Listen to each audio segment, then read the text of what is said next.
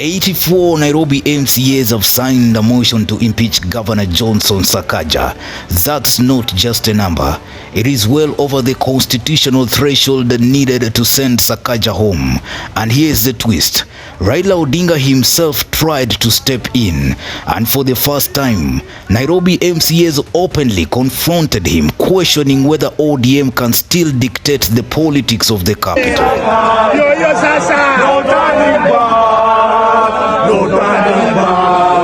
On Monday's press conference by Nairobi MCAs, it was blunt. The impeachment motion against Sakaja is moving forward, and no amount of pressure from ODM leadership would stop it, even if the rumors are true that 400 million Kenyan shillings has been paid to Raila Odinga to save Sakaja. We have enough signatures. We passed the threshold in the 5th minute of collection of signatures. We already had the minimum required 42. We want to ensure that we are not going to take the motion with 42. We are going to take the motion with 100 signatures. Because we believe that this movement of 100 strong is to ensure that 100 elected and nominated MCAs are going to ensure that Sakaja, it is a whole house initiative. Everybody, it is very rare for us to agree on everything. But for the first time, you find it is very hard to get somebody supporting Sakaja in the midst of these MCAs. We've had an executive that is unresponsive.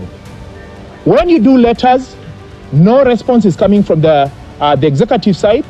When we allocate budget for bursary, again, the same budget is not realized. When we approve budget for infrastructure, again, the roads are not done. When we allocate money for WDF or WDP, again, contractors are not being paid.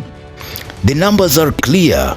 More than 84 signatures have been collected. This is a full-scale political revolt against Sakaja and indirectly against Raila's influence in Nairobi. Just yesterday, a high-level meeting was convened at the Jaramogi Oginga Odinga Foundation. Raila Odinga, Speaker Kennedy Ng'ondi, Majority Leader and Chief Whip all sat down to strategize on how to shield Sakaja from impeachment. Even Governor Sakaja himself was present, but the meeting quickly turned dramatic. Instead of falling in line, MCAs used the opportunity to tell Raila to his face, Nairobi politics has shifted. They will not be stopped. It's fair that we demand that garbage are all collected, that all the Nairobi infrastructure is taken care of, is rectified, and is clearly, we bring back the blame where it's supposed to be, which is with the governor of Nairobi, Arthur Johnson Sakaja. I think even if you go to the hospitals, you find a lot of functions are in a mess. If you go to the public health sector, where he's privatizing the functions of the county, he's privatizing the acts like vaccinations, things which are supposed to be performed by the Nairobi County. If you go there, even the people handling food in Nairobi here are now being vaccinated or given certificates by private health providers. I don't think that is fair to Nairobians. If you go to the businesses in Nairobi here, we don't say that the hawkers are not supposed to exist, but the hawkers are supposed to exist, but also the building owners who are collecting rent are supposed to get value for the money which they provide services to their tenants. So it's not fair to Nairobians that Arthur Johnson Sakaja continue being the governor of Nairobi. In a rare and bold moment, Mabatini MCA Wilfred Odalo, who also chairs the budget committee, was told in no uncertain terms to keep off assembly matters. The message was brutal. Instead of defending Sakaja, he should be backing the impeachment. Speaker Kennedy Ng'ondi too was cornered, accused of allowing Odalo to dominate the assembly while neglecting his role. The anger was not just about Sakaja, it was about ODM's top brass being seen as disconnected from grassroots realities in Nairobi. My official. And that's why now, wale watu kama ni wajanja wamepata pia leo. It is not us. Mimi nataka kago. Mimi nataka ifike hata tu State House. Tuambie mzee pia. Tuambie ukweli. Hatutaki kufanya kazi na huyo jamaa. What makes this revolt even more significant is the defiance. MCAs insisted they would not be cowed, even by Raila himself. They declared that political alignments in Nairobi have shifted irreversibly. Some even threatened that Speaker Ng'ondi and Odalo could soon face their own removal from office. That's a signal of how deep the rebellion is cutting within ODM's Nairobi ranks. At the heart of the impeachment motion are serious charges: corruption, financial mismanagement, abuse of office, and irregular payments to law firms. MCAs say they have concrete evidence showing a systematic looting of public funds at City Hall.